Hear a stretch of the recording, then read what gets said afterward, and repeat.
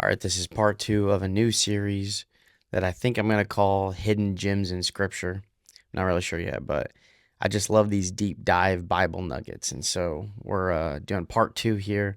And the last one, the first one I did was on the Ark of the Covenant and how God totally dismantles and reverses the Egyptian cultural worldview that the Israelites had because they lived there their whole lives. So let's get into the plagues. So the first plague, and God uses all these plagues to totally dismantle the Egyptian worldview. So the first plague is the water to blood, if you didn't know that.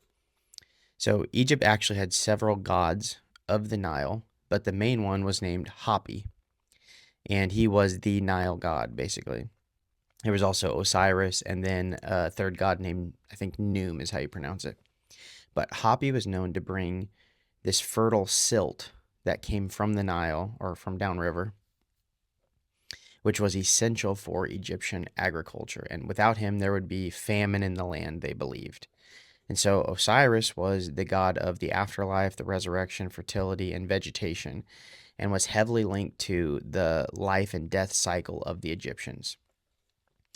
But one really interesting thing about Osiris, and given the plague of the Nile turning to blood, that was nearly every year the Nile in a certain season would turn a reddish color, and they called it the Red Nile. This was a phenomenon during the early flood stage due to the natural causes in the Nile's annual cycle. So this probably would have been around June or July typically, where the water turned a reddish color from the silt that would accumulate. And that means that when they saw this reddish color in the Nile, it meant that it was life-giving times for them, and the silt would be very good for the agricultural needs of the plants and the community.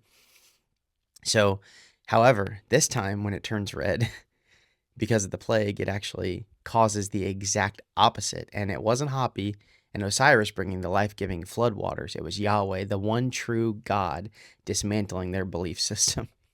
So the fish in the Nile die from suffocation because of, low oxygen blood waters. The Nile would have smelled terrible with all the dead fish, and the Egyptians couldn't drink it or dig wells. And this is a total reversal and dismantling of their worldview and belief system.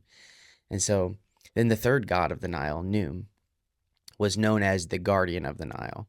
And so how good is this god if he's supposed to be the guardian of the river, but another god more powerful than him shows up and completely alters the makeup of the river? And so let's get into plague number two. This plague was the plague of the frogs. Aaron stretches his hand out over the Nile, and the frogs swarm the land.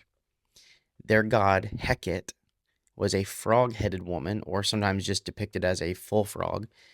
She was the wife of the previous god who we talked about of the Nile, the guardian of the Nile, Noom. Another interesting fact to go back real quick to Noom, they believed that he was the author of human life, and he would take clay from the Nile and put them on his potter's wheel and create people, basically. And so this is the wife of Noom. She was associated with life by the one who breathed life into the beings after Noom created them. So this was this frog-headed woman or full frog creature. So frogs were considered sacred, and you don't kill frogs if you don't kill sacred things. So the reversal comes by these frogs totally invading the land, invading their homes, their bedrooms, everywhere, even the Pharaoh's palace. And so Pharaoh begs Moses and Aaron to have God stop the plague of frogs, and God kills all the frogs. And they inevitably pile up with dead frog carcasses all over Egypt. And, this is a total reversal and a slam on the sacred frogs and the God to which they believe brought life, which is, funny that the frogs then end up dying. And so much for their sacred frogs. But what's even funnier is that the reddish color of the Nile that was brought on by the silt and the floodwaters would typically bring an influx of frogs, right? This would have been an absolute, like, bane of their existence. What used to be um, something that they thought as sacred and they liked this normal influx of frogs became the bane of their existence. I just noticed this video is getting kind of long, so I'm going to do one more plague and then I'll save the rest for another part. So Plague number 3 is the gnats, and this plague specifically targeted Geb, the earth god, father of Osiris from earlier, often depicted as this green-skinned man with plants coming out of his body. The earth was his domain, aka the dust and the soil, which is really important to know. So this god Geb supposedly controlled crops and minerals and other things like earthquakes and whatever else. So when Aaron strikes the ground with his staff, the dust actually turns into gnats. The magicians even say in Exodus 8:19 that this is the finger of God at work. And so what's actually very similar to the previous plague with the influx in frogs is that the increase in the flood waters after the floodwaters subside, there's a natural progression as the floodwaters go down that would lead to an influx of insects because the gnats thrived in this moist soil, this warm air that would, evaporate the water. And so this is like a breeding ground for insects. So again, the normal expectation of gnats there would have an influx after these floodwaters subside. But this would have been way more than the normal influx of gnats at this time.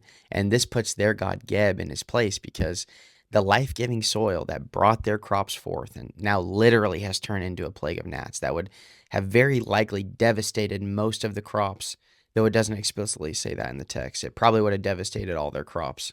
And so the god of earth and crops, however, couldn't stop the devastation in his own realm against this more powerful God, Yahweh. And so God totally structurally reverses Egypt's culture and everything that the Israelites would have known and understood at the time and says, I am the God beyond all comparison. So I'll continue with the next part of this and I'll see how many plagues I can get through, but this video is getting kind of long, so check it out.